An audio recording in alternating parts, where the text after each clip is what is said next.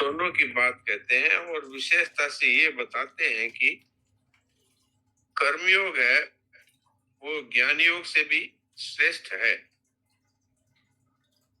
तो आज जो हमने शुरू किया था 363 प्रश्न पर, एकम सांख्यम च योगम च ये पश्यति स पश्यति। पूरा श्लोक ऐसा है, सांख्य प्राप्यते स्थानम तद योगैरपि गम्यते, एकम सांख्यम च योगम च ये पश्यति स पश्यति।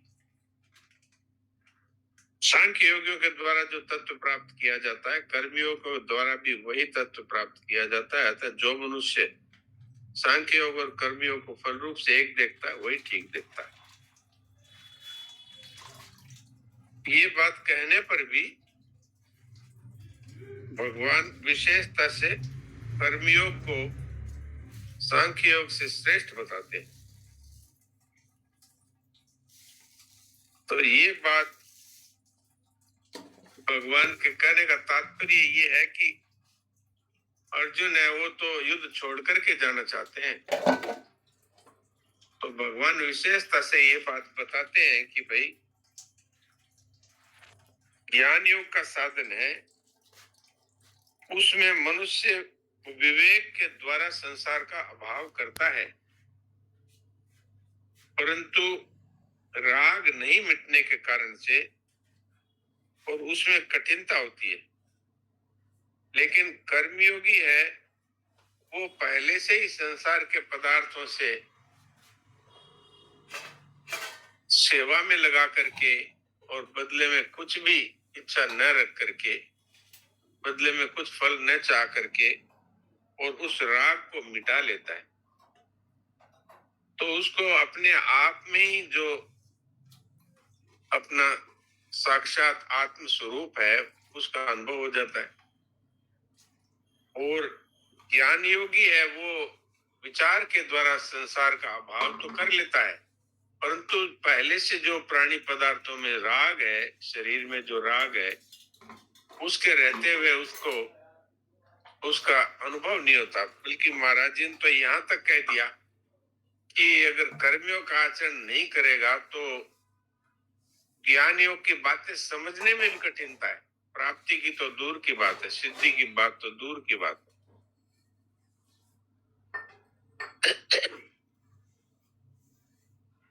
चार बातें हो जाती है साधन की पूर्णता पर: जीने की इच्छा, मरने का भय, पाने का लालच और करने का राग। ये चारों किसी भी साधन की पूर्णता हो जाए, चाहे वो सांख्य योग से हो चाहे वो कर्मयोग से हो, ये चारों उसमें नहीं रहती। जीने की इच्छा नहीं रहती, मरने का भय नहीं रहता, पाने का लालच और करने का राग नहीं रहता।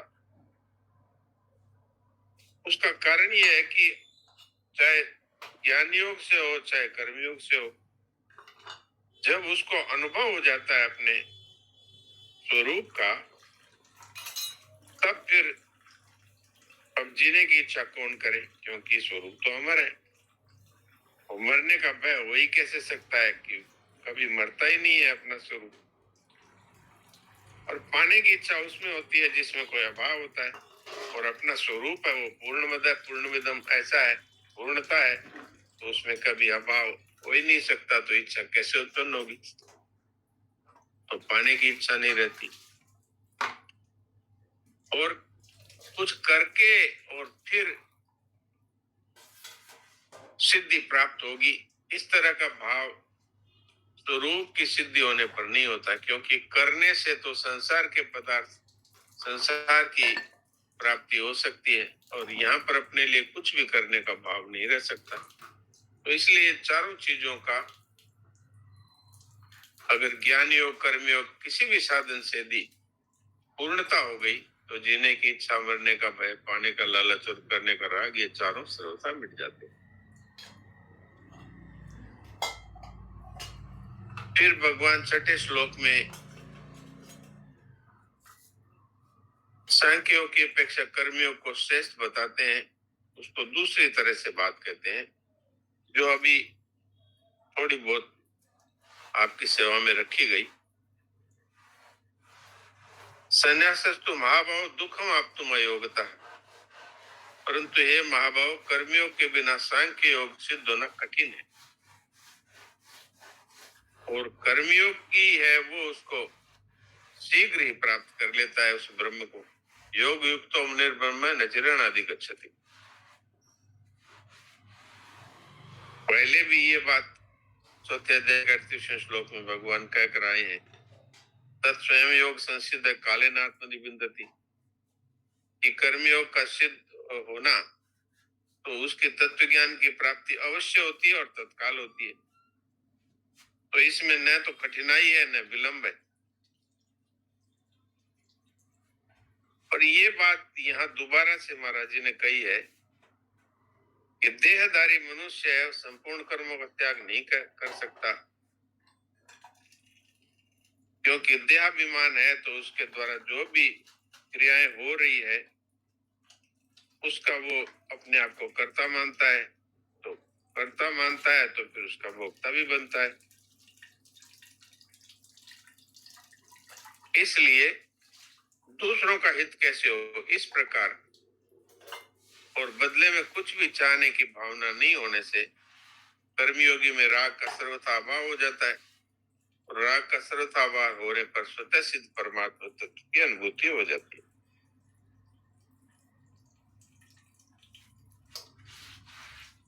अब भगवान 7वें श्लोक में कर्मयोगी के लक्षणों का वर्णन करते हैं। तो इसमें मूल रूप से ये बात भगवान ने कही है कि कर्मयोगी है उसके लिए बहुत आवश्यक है कि वो अपने इंद्रियों को, अंतःकरण को और शरीर को वश में रखे, क्योंकि कर्मयोगी है वो एक तरह से पब्लिक में कार्य करने वाला होता है, तो उसके जनसाधारण से संपर्क होता है। तो इंद्रियां यदि वश में नहीं रहे तो पतन होने का उसमें ज्यादा चांस रहता है। अंतःकरण में यदि राग होगा तो वो कर्मियों का आचरण नहीं कर पाएगा, और यदि शरीर में आलस्य होगा तो भी वो कर्मियों का आचरण नहीं कर पाएगा। तो इंद्रियों का और अंतःकरण का अर्थात मन बुद्धि इत्यादि का अपने वश में होना और शरीर का भी अपने वश में होना, ये कर्मयोगी के लिए आवश्यक बताया। और फिर मूल बात ये बताई कि जिस तरह से अपने शरीर के अंगों में हमारा अपनापन है, समान भाव से ही रहता है। यद्यपि हम पांव से अलग कार्य करते हैं, हाथों से अलग कार्य करते हैं, आंखों से अलग कार्य करते हैं, लेकिन अगर आंख में चोट लगती है तो हाथ है वो उसकी सहायता करने के लिए आगे बढ़ता है, पांव लड़खड़ाने लगते हैं। तात्पर्य क्या हुआ कि अपने आप ही सारे अंग सारे अंगों के लिए कार्य करने लगते हैं। फिर उसमें ये भाव भी नहीं होता कि मैंने पांव की सेवा की अथवा आंख की सेवा की अथवा हाथ की सेवा की, न किसी प्रकार की इच्छा, फल की इच्छा रहती है। तो इस तरह से कर्मयोगी को चाहिए कि वो संपूर्ण प्राणियों की आत्मा ही मेरी आत्मा है, ऐसा वो अनुभव करे, तो फिर कर्मयोगी है वो कर्म करते हुए भी लिप्त नहीं होगा, न तो उसमें कर्म करने का अभिमान होगा न फल की इच्छा होगी। इसलिए ये बातें भगवान ने जितेंद्रिय, विशुद्धात्मा और विजितात्मा ये कह करके फिर अंत में सर्वभूतात्म भूतात्मा, सबके शरीर है वो मेरे ही शरीर है, और सबकी आत्मा है वो मेरी ही आत्मा है। इस तरह से संपूर्ण प्राणियों के साथ अपनी एकता विशेषता से कर्मयोगी के स्वभाव में रहती है। इसलिए वो सबके लिए स्वतः स्वभाव के कारण ही उदारता का व्यवहार कर पाता है। तो ये मूल बातें आई है। अब इस विषय में हम लोग आपस में विचार विनिमय कर सकते हैं। जी, नारायण नारायण।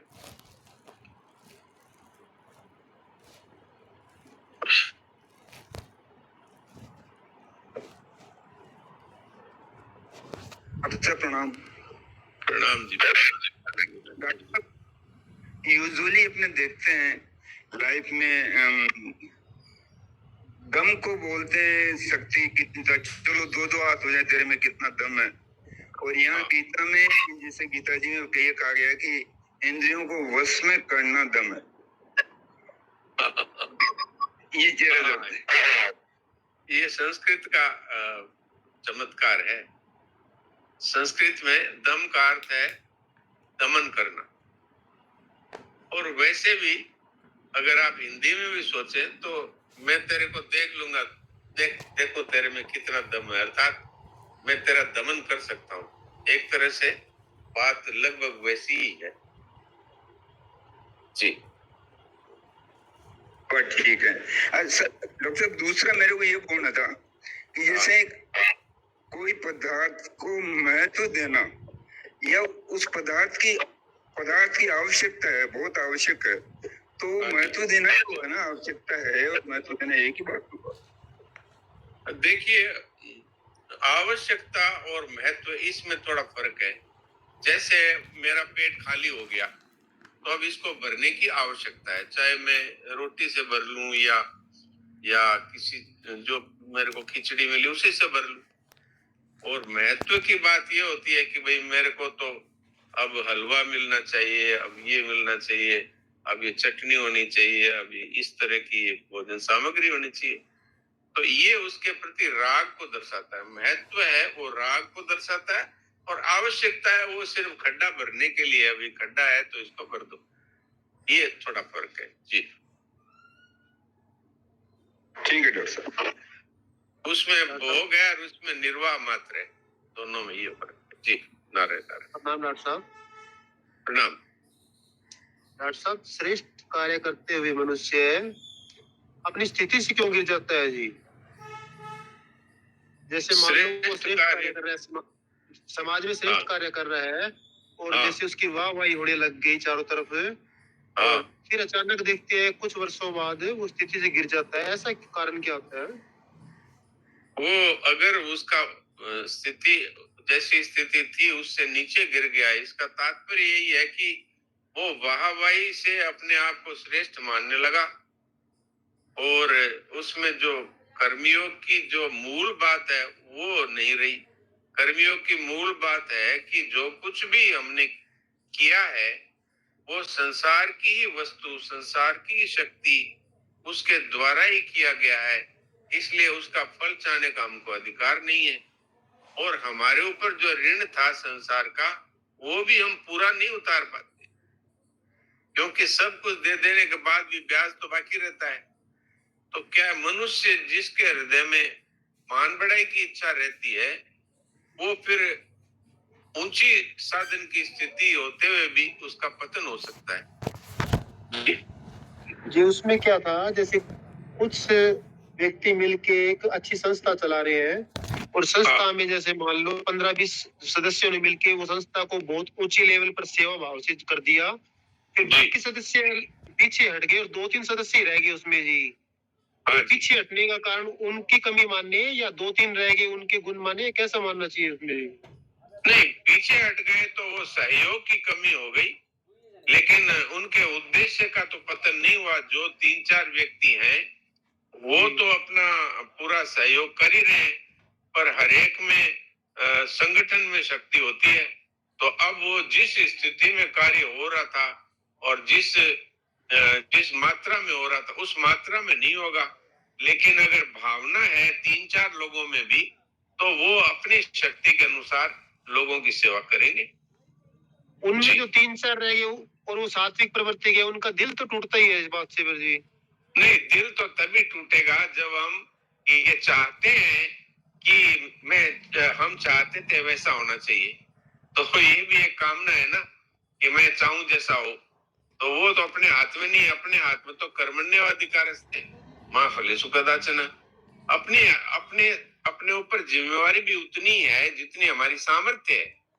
मान लीजिए हमारे इतना ही धन लगा सकते और नहीं लगा सकते, मान लीजिए हमारे शरीर में इतनी शक्ति है उतनी शक्ति हम लगा सकते हैं, बाकी और नहीं लगा सकते। तो हमारे ऊपर जिम्मेवारी उतनी है जितना हमारे में सामर्थ्य है, चाहे वो धन के रूप में हो, चाहे वो बुद्धि के रूप में हो, चाहे वो शारीरिक बल के रूप में हो, उतना ही हमारे ऊपर जिम्मेवारी है। तो ये भाव को देखते हैं भगवान, ये नहीं देखते कि एक आदमी वाटर बॉक्स 10 आदमियों ने मिलकर खुलवा दिया वाटर बॉक्स सबके लिए, और एक व्यक्ति है उसमें इतनी आर्थिक और शारीरिक सामर्थ्य नहीं है, उसने एक प्यासे आदमी को एक गिलास पानी पिला दिया, और भगवान के यहाँ पर दोनों का एक ही फल है। जी धन्यवाद जी। जी नारायण। राम प्रणाम। राम राम। सांख्य योग क्या होता है? सांख्य योग होता है ज्ञान योग का दूसरा नाम है, जिसमें मनुष्य संसार की वास्तविकता को जान लेता है कि ये शरीर और संसार के जितने पदार्थ हैं ये सब के सब प्रतिक्षण नाश में जा रहे हैं, इसलिए ये वास्तव में हमारे काम के नहीं है, और हम ज्यों के त्यों हैं, जैसे बचपन में थे वैसे ही आज हैं। इसका अर्थ है कि हम सदा रहने वाले हैं। तो सदा रहने वाला है वो नाशवान पदार्थों के, मृत्यु की तरफ जाने वाले प्राणी पदार्थों के पीछे भागता है, तो ये उसकी भूल है। इस भूल को जो मिटा लेता है वो कहता है भाई अपने संसार के पदार्थों की आवश्यकता नहीं है, मैं स्वयं में ही परिपूर्ण हूँ। इस तरह से जो अपने आत्म तत्व में अपनी स्थिति का अनुभव कर लेता है उसको कहते हैं ज्ञान योगी, और इस साधन को कहते हैं सांख्य योग। जी जी धन्यवाद। नारायण नारायण। डॉक्टर साहब प्रणाम। प्रणाम दायमा जी, प्रणाम। हाँ, तो ये जो सांख्य योग और ज्ञान योग, इन दोनों में भी क्या कुछ फर्क है क्या? मतलब जैसे अपने दूसरे अध्याय का 11वां श्लोक से शुरू होता है भगवान का उपदेश, तो और 2.30 पे खत्म होता है, तो ये सारा का सारा प्रकरण सांख्य योग का है, ठीक है? सांख्य योग का है, उसी को ज्ञान योग कहते हैं। हाँ बिल्कुल, कोई फर्क। आज क्या है, सवेरे प्रवचन हुआ था, महाराज जी का प्रवचन हुआ था आज। हाँ, तो उसमें वो कुछ साधकों ने अपने बातें रखी, तो उन्होंने कहा सांख्य योग, महाराज जी ने कहा है सांख्य योग और दोनों एक ही है, क्योंकि थोड़ा सांख्य योग सांख्यिकी को लेकर के है, स्टैटिस्टिक्स को लेकर के, और कर्म योग तो मेरे को समझ में नहीं आया, तो मैंने भी वहां ये कहा यदि सांख्य योग और कर्म योग तो एक ही है। सांख्य योग और ज्ञान योग दोनों में अगर कोई फर्क है तो व्याकरण की दृष्टि का फर्क है। सांख्य योग और ज्ञान योग दोनों एक ही है। हाँ, दोनों में अगर कोई फर्क मानते हैं तो व्याकरण का फर्क हो सकता है, लेकिन वास्तव में दोनों पर्यायवाची है। हाँ ठीक है सर। जी जी समझ गया, प्रणाम।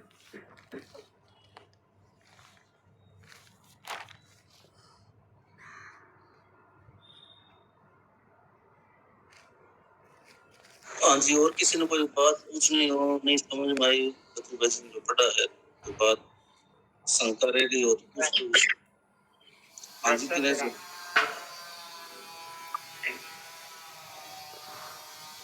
हमारा एक प्रश्न कुछ अलग से है डॉक्टर साहब। हाँ बोलिए। ये पृष्ठ संख्या 366 पे नीचे एक टिप्पणी है, 2 नंबर। ये टिप्पणी ये कह रही है कि सांख्य योगी अपने शरीर से असंग रहता है और कर्म योगी अपने शरीर की तरह से समस्त प्राणियों के शरीरों में एकता मानता है। हाँ जी हाँ जी। अर्थात क्या हुआ कि संसार और शरीर एक पक्ष में हो गए और स्वयं चेतन असंग हो गया। जी जी। लेकिन ये साधारण मनुष्य जो है दोनों को मिला करके जीने की आदत कब से सीख ली, क्यों सीखी?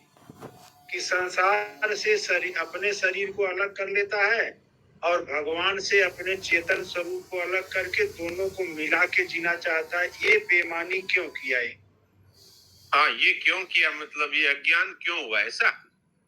हाँ, तो इसके बारे में ये कहा गया है शास्त्रों में और संतों के द्वारा कि अज्ञान है वो क्यों हुआ, इसका हमारे पास कोई उत्तर नहीं है। इसको अनादि माना, अनादि। ये वास्तव में आदि अविद्या अटपटी घट घट बीच अड़ी, कहो कैसे समझाइए कुएं भांग पड़ी। तो अज्ञान वास्तव में होता है अनादि, और उसका कोई कारण नहीं होता। अगर कारण समझा जाए तो ये है कि भगवान ने तो रास के लिए निर्माण किया जीवों का, कि भाई हम सब मिलकर के प्रेम का आदान प्रदान करेंगे, अर्थात रास अर्थात रस के लिए निर्माण किया मनुष्य का। लेकिन उसमें राधा जी तो भगवान को ही प्रेम देने में लगी रही, लेकिन जो बाकी के सदस्य हैं वो अपने आप को जिन पदार्थों के द्वारा, जिन क्रियाओं के द्वारा भगवान को रस देना था, उसमें वो खुद रस लेने लग गए।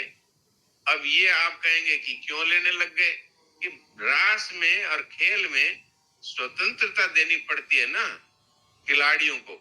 अब आप ये तो नहीं कर सकते कि फुटबॉल का खेल हो रहा है तो खिलाड़ियों के पांव बांध दो, हाथ बांध दो, तो फिर वो कैसे खेलेंगे।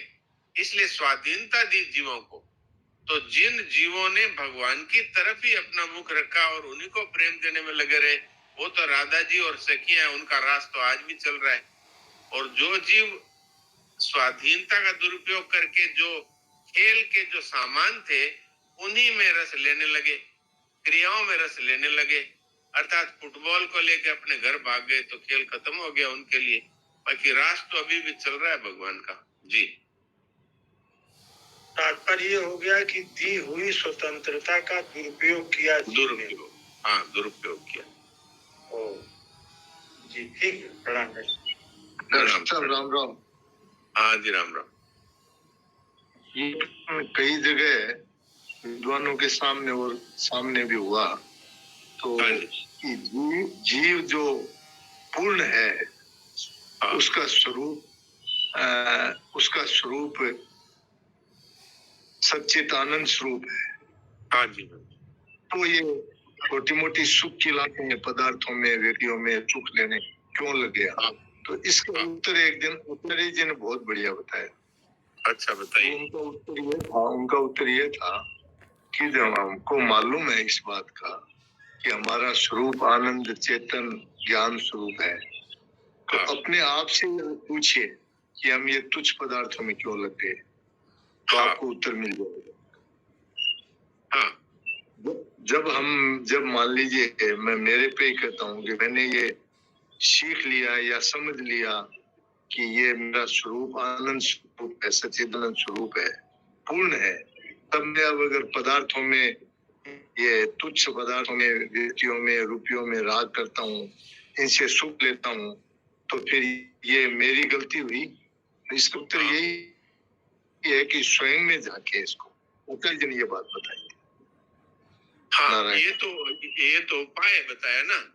लेकिन हरिओम जी का प्रश्न ये था कि ये क्यों हुआ, ये था प्रश्न। तो क्यों इसलिए हुआ कि जो स्वाधीनता दी खिलाड़ियों को, जिससे वो अपना सामान है, अपने सब कुछ चीजों का स्वाधीनता पर उपयोग कर सके, उस स्वाधीनता का दुरुपयोग करके और ये हुआ। और ये आपने बताया ये इसका उपाय है कि भाई वो अपने आप से पूछे कि भाई जब मेरा स्वरूप पूर्ण है तो मैं अब तुच्छ पदार्थों के पीछे क्यों दौड़ रहा हूँ। ये तो उपाय है। जी हाँ, ये बात है। हाँ, तो ये जो अपने साधक हरिओम जी का प्रश्न इतना सरल नहीं होता है। वो तो बहुत गहराई में जाके बात करते हैं ना। तो उन्होंने तो ये पूछ लिया ये हुआ ही क्यों। नहीं डॉक्टर साहब, ऐसा है ना कि डॉक्टर साहब उसे प्रणाम, मोहन भाई जी प्रणाम। उसमें डॉक्टर साहब हमको ये बात साधक संजीवनी से पता थी, इसलिए इस प्रश्न को हम रोक लिए थे, क्योंकि गलती स्वतंत्रता का दुरुपयोग वाला पकड़ना था। और वास्तव में हो क्या रहा है कि ये स्वयं सत्य स्वरूप है, चित्त स्वरूप, ज्ञान स्वरूप है, आनंद स्वरूप स्वयं है। लेकिन गलती क्या हो गई स्वतंत्रता के दुरुपयोग से कि ये शरीर के द्वारा सत्य स्वरूप जीना चाहता है और बुद्धि से सब कुछ जानना चाहता है और इंद्रियों के द्वारा आनंद लेना चाह रहा है। जो चीज इनके में स्वयं में है, ये प्राकृतिक कारणों के द्वारा तीनों चीज चाह रहे हैं कि शरीर हमारा हमेशा बना रहे, और बुद्धि से ज्ञान का सुख ले ले और इंद्रियों से आनंद का सुख ले ले, यहीं से ये मरे पड़े हैं जी। हाँ, तो ये भगवान की दिव्य स्वाधीनता ही तो है। अगर भगवान चाहे, भगवान यदि चाहे तो मनुष्य झूठ बोले उससे पहले उसकी जीभ में लकवा कर दे और बुरे दृश्य देखने चाहे उससे पहले आंखों में अंधापन ला दे। लेकिन भगवान दयालु है और वो जानते हैं कि हमारा मनुष्य बड़ा बेटा है, तो इसको व्यापार में हमने उतार दिया तो इसको स्वाधीनता तो देनी पड़ेगी। अब मान लीजिए कोई वृद्ध व्यापारी है, वो अपने बच्चों को चाबी नहीं दे और व्यापार करने ही नहीं दे, व्यापार के गुर सिखा दिए, अब उसको चाबी तो देनी पड़ेगी। तो चाबी दी तो उसने वो सामान को लुटा दिया। ऐसे ही है, भगवान ने हमको स्वाधीनता दी ताकि हम इस व्यापार को ठीक से चलाएं, लेकिन हमने जो है उसका दुरुपयोग किया स्वाधीनता का। यही वास्तविक कारण बताया गया है शास्त्रों में और संतों के द्वारा। जी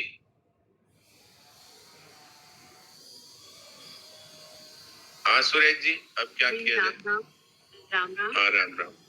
हाँ जी, एक ये जो हरिओम जी ने टिप्पणी में से लास्ट लाइन ली थी कि कर्मयोगी सब शरीरों के साथ अपने शरीर की एकता मानता है, और जो इसमें ऊपर आया है सर्वभूतात्म भूतात्मा, उसमें आया है कि कर्मयोगी को संपूर्ण प्राणियों के साथ अपनी एकता का अनुभव हो जाता है।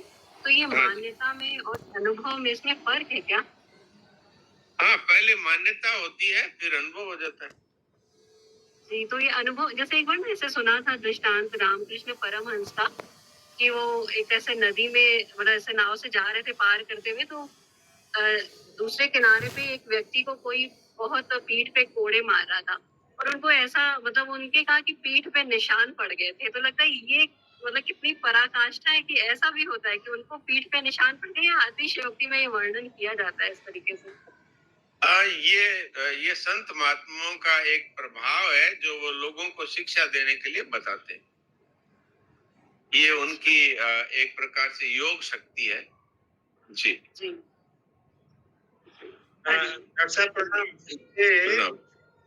भगवान के साथ भी ऐसा हुआ था, जो वो योग से राधा जी के पांव में चाले पड़ गए।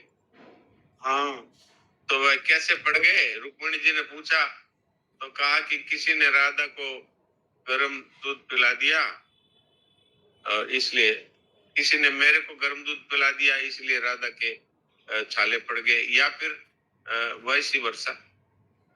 तो ये भगवान का ये एक प्रकार से हम लोगों के लिए उदाहरण पेश करते हैं कि भाई दूसरों को अपना ही स्वरूप समझो। जी